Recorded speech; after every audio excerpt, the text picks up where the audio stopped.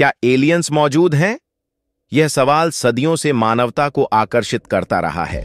यह एक रहस्य है जो विज्ञान, दर्शन और यहां तक कि धर्म की सीमाओं को भी पार करता है। यह विचार कि हम ब्रह्मांड को अन्य जीवन रूपों के साथ साझा कर सकते हैं, जितना रोमांचक है उतना ही डरावना भी है। आकाशीय प्राणियों के बारे में प्राचीन मिथकों से लेकर आधुनिक यूएफओ के देखे जाने तक एलियन जीवन की अवधारणा हमारी सामूहिक कल्पना से कभी दूर नहीं रही है। लेकिन क्या इन विचारों में कोई सच्चाई है, या क्या हम ब्रह्मांड में अकेले रहने के लिए किस्मत में हैं? जैसे जैसे तकनीक आगे बढ़ती है, अब हमारे पास इस सदियों पुराने सवाल का पहले से कहीं ज्यादा गहराई से पता लगाने के लिए उपकरण है। एक्सोप्लैनेट की खोज, पृथ्वी पर चरम आवासों पर शोध और यूएफओ में सरकार की रुचि के साथ अलौकिक जीवन की संभावना एक मुख्य धारा का विषय बन गई है।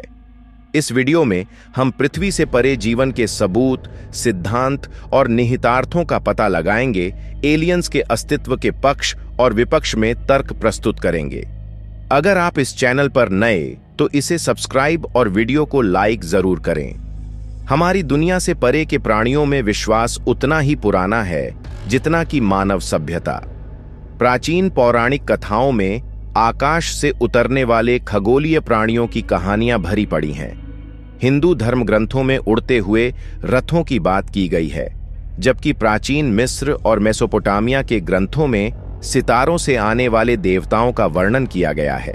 क्या ये कल्पनाशील रूपक किसी असाधारण चीज के साथ अस्पष्ट या शुरुआती मुठभेड़ों के लिए थे?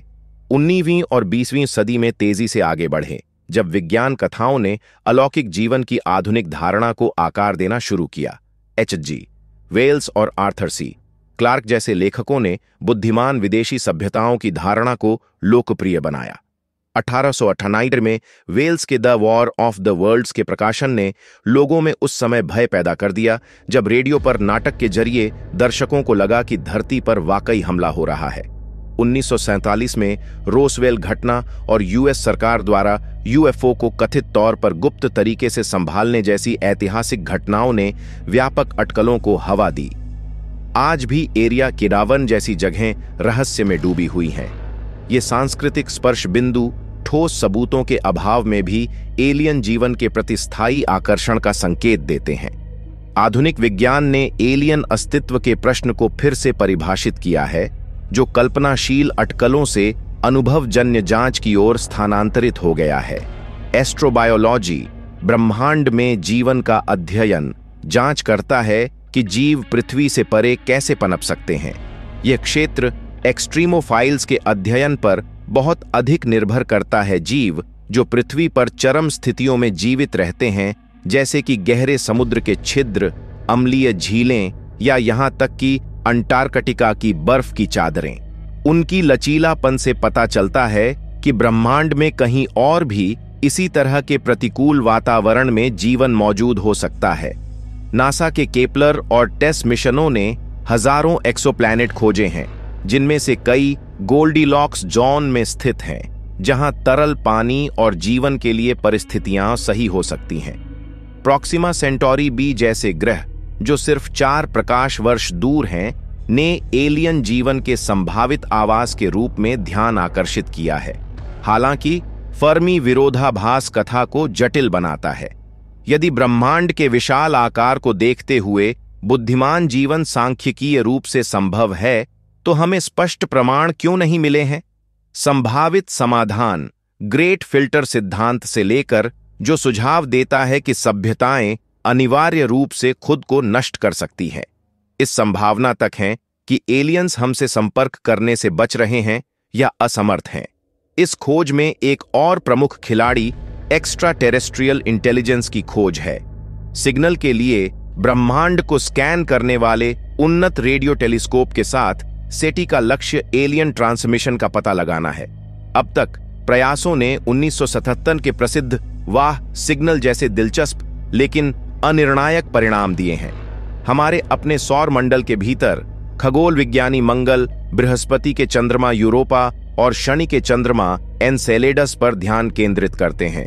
माना जाता है कि इन चंद्रमाओं पर उपसतह महासागर सूक्ष्म जीव जीवन के लिए आवश्यक परिस्थितियों को आश्रय देते हैं।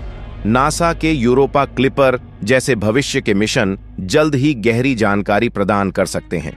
अगर हमें एलियंस मिल जाएं तो क्या होगा?